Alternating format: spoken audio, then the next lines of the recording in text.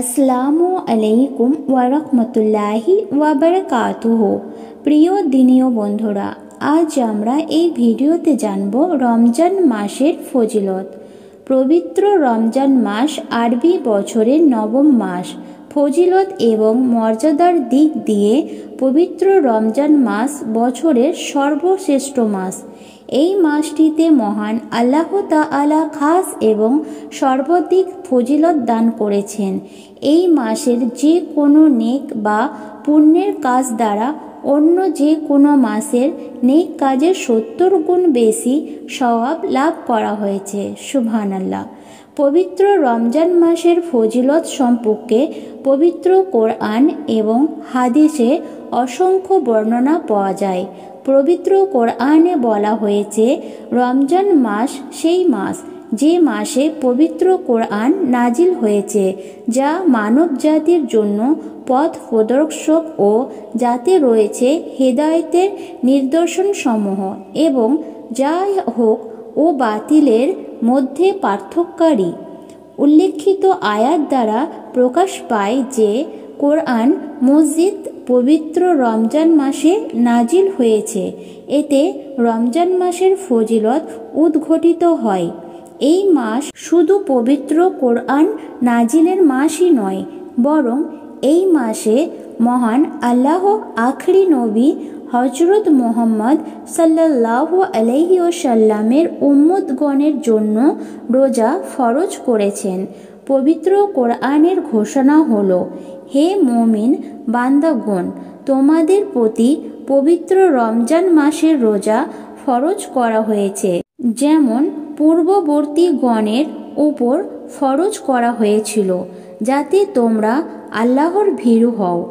যেমন রোজা ফরজ করা হয়েছে, তেমনি প্রতিদিন রোজার নিয়ত করাও ফরজ করা হয়েছে। সুতরাং রমজান মাসের পূর্ণ রোজাদারদের এই মাস মোট 60টি ফরজ আদায় হয়ে যায়। বিভিন্ন হাদিসে রমজানের রোজার ফজিলতের কথা বর্ণিত হয়েছে। রোজার ফজিলতের বিবরণ লেখা শেষ করা সম্ভব নয়। রমজানের মর্যাদা বৃদ্ধির আরেকটি কারণ হলো, এই মাসে মহান আল্লাহ পবিত্র কোরআন মজিদ যা লোহে মাহফুজে সংকৃত ছিল, তা আখরি নবী হযরত মুহাম্মদ সাল্লাল্লাহু আলাইহি ওয়াসাল্লামের এর উপর নাজিল হওয়ার লক্ষ্যে লোহে মাহফুজ হতে প্রথম আকাশে স্থানান্তরিত হয়। হযরত আবু হুরায়রা রাদিয়াল্লাহু তাআলা আনহু হতে বর্ণিত, তিনি বলেন, নবী করিম সাল্লাল্লাহু আলাইহি ওয়াসাল্লাম বলেছেন, যখন রমজান মাস আসে তখন আকাশ বা জান্নাতের দরজা খুলে দেওয়া হয়, জাহান্নামের দরজা বন্ধ করে দেওয়া হয়, শয়তানকে জিঞ্জারে আবদ্ধ করা হয়।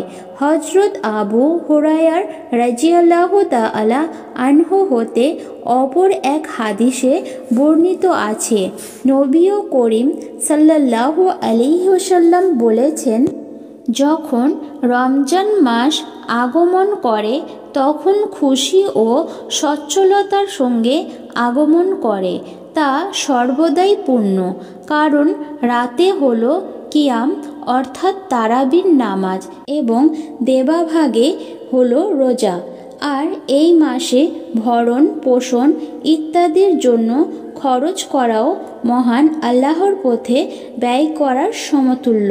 কোনো এক হাদিসে এরূপ বর্ণিত আছে যে, একদা আল্লাহর নবী হযরত মুসা আলাইহিস সালাম মহান আল্লাহর দরবারে আরজ করলেন যে, হে আল্লাহ, আপনি উম্মতে মুহাম্মদের জন্য কোন মাসটিকে সবচেয়ে ফজিলতপূর্ণ করেছেন?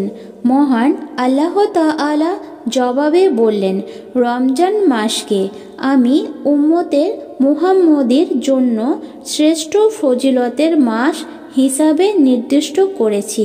সুবহানাল্লাহ।